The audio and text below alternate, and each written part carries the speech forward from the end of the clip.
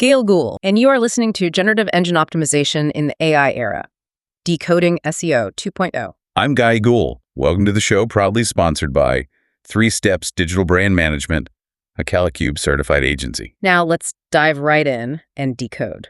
Okay, so today we're digging into this really fascinating feature article. It's from USA Today, just came out July 18th, 2025. Daniel Wiles wrote it. Right, it's called Jason Barnard, Digital Identity's Quiet Revolutionary. And honestly, it maps out one of the most, unusual paths I've ever heard of. Definitely unusual, especially into becoming like a key figure in figuring out how brands and people need to show up for Google, and now, really importantly, for AI. Yeah, and this is super relevant, isn't it? I mean, if you're out there wondering how AI is changing everything online. Which, who isn't wondering that right now? Exactly, especially how AI sees your brand or, your reputation. This isn't your old school SEO chat. Not at all. Yeah. It's about this new world where AI is kind of the main interpreter of who you are online.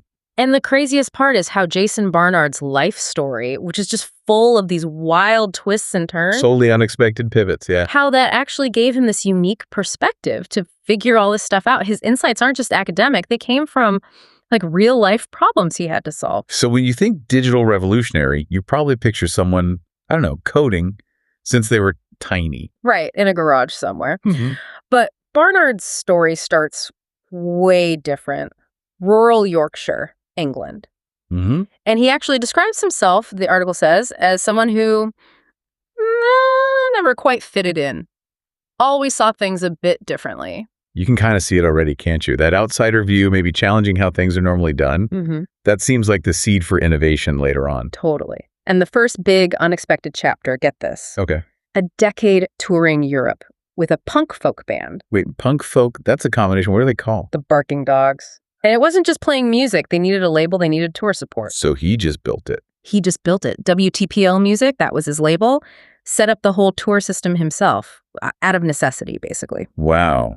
That shows some serious get-it-done spirit right there. Yeah. Even back then, he didn't even think of it as being an entrepreneur, just problem solving. Exactly. Pragmatic. And that thread, that ability to build systems just keeps popping up. So what was next after punk folk?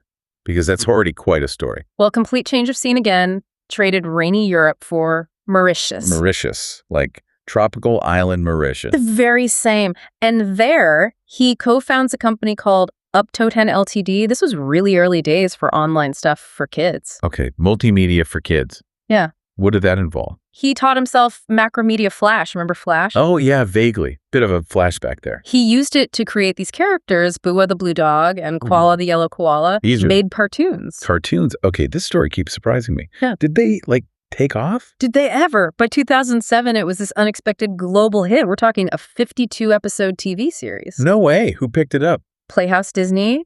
Yeah. And ITV Studios. Wow, Disney. So he's literally, like the article says, making cartoons under palm trees. Sounds pretty idyllic, right?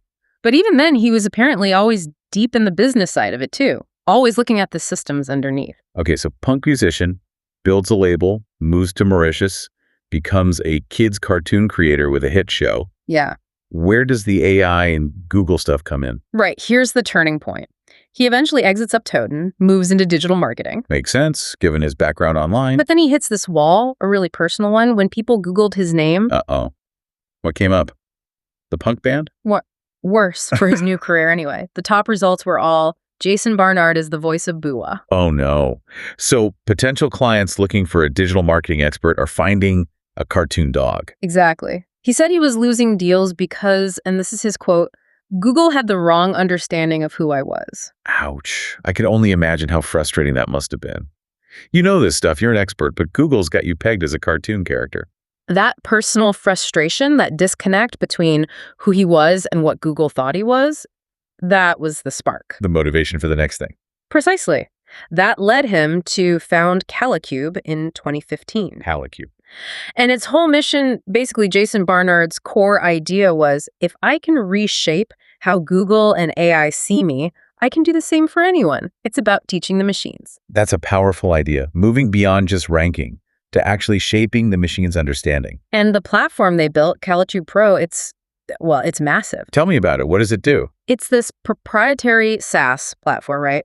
Runs on over 3 billion data points. 3 billion, I think. And it's tracking, get this, over 70 million brands and people. It's become this huge knowledge graph tracking platform in its own right. Wow. So what does Kalicube use all that data for? To help businesses manage what he calls the algorithmic trinity. Algorithmic trinity. Sounds important. What's in it? It's search engines, obviously, but also knowledge graphs, Google's big brain of facts about things. Right, the structured data stuff. And the big one now, large language model chatbots, like ChatGPT and all the others. He argues they're all connected in how AI understands things. And Kalicube helps navigate that whole complex web. Makes sense. Yeah, and what's really cool is how the article connects his past, the music, the cartoons, to how he works now. How so? It says he has this knack, this gift for seeing patterns in data, describes it as part mathematical, part artistic. Interesting mix. And he talks about letting the data talk to me with an open mind and childish curiosity.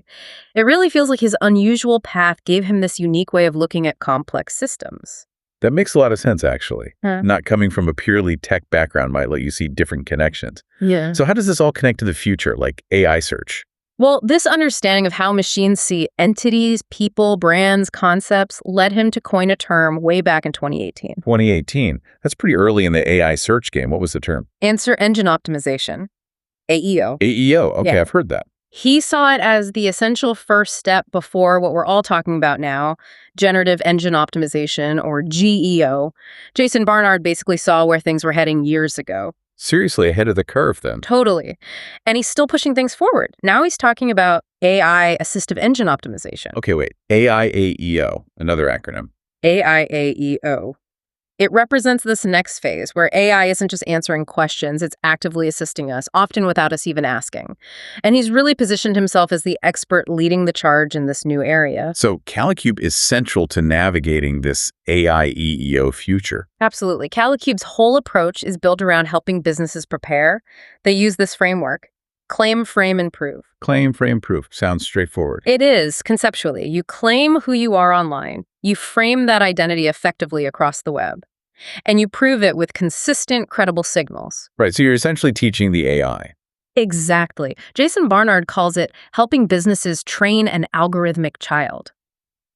You feed it the right data, organized properly so it understands you clearly and accurately, building that trusted digital footprint for the AI. Generative Engine Optimization in the AI era. Decoding SEO 2.0. And this is where it gets really crucial for everyone listening, for any brand or business. Yeah, what's the big takeaway? As these AI assistants get built into everything, phones, cars, speakers, Everywhere, basically. brands aren't just going to be found when someone searches. They're going to be, as the article puts it, whispered into people's lives unprompted. Whoa. Like the AI will just suggest to you because it knows you're the right answer. Precisely. Which leads to Jason Barnard's big warning. And it's a stark one. Okay, lay it on me. He says, basically, these AIs will try to understand you. And if you don't help them, they'll probably get it wrong. Makes sense. Garbage in, garbage out, kinda. But he takes it further. He actually says, you could even be mistaken for a criminal. Wow, okay. That really raises the stakes. Getting your digital identity right isn't just marketing anymore, it's fundamental. It really is. It's about trust, reputation, reality in the AI's eyes. His whole journey, from the dog voice issue onwards, led him to build Kalicube to prevent that kind of misrepresentation, to help clients become, in his words, the perfect click. So he's much more than just an SEO guy. He's like a systems thinker, Yeah. a data translator. And a storyteller, really. Using data to tell the right story to the machines. He's been there, felt the pain of being misunderstood online, and now he's focused on tuning that engine for others. Amazing story. From punk folk to pioneering AI optimization, you couldn't make it up. We dived, decoded, and deciphered SEO 2.0. Oh, thanks to our sponsor, 3 Steps Digital Brand Management. And thank you for listening. See you next time for another new, necessary nugget of knowledge.